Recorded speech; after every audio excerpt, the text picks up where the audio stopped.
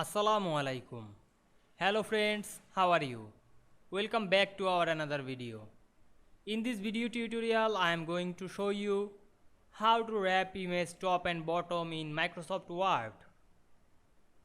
Let's get started. At first we have to open a Word document. Then we want to wrap image top and bottom in this document. Firstly we insert an image in this document. We go to the insert menu and click picture option. Then choose a picture on our file. Now I choose the picture and click insert. Now we can see here we insert a picture very easily. Now we resize the picture some small. Then we click the picture and go to the format menu. Now we can see here many options. We choose the wrap text option. Then we can see here many option and we find and click the top and bottom option.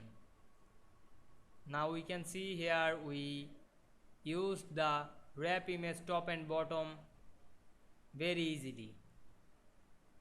Or you apply some another picture style like this or like this. These effects or styles picture look like very nice.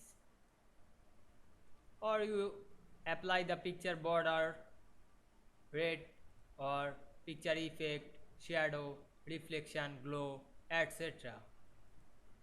I hope you enjoyed the video. Please like, comment, share and subscribe my YouTube channel. Thanks for watching.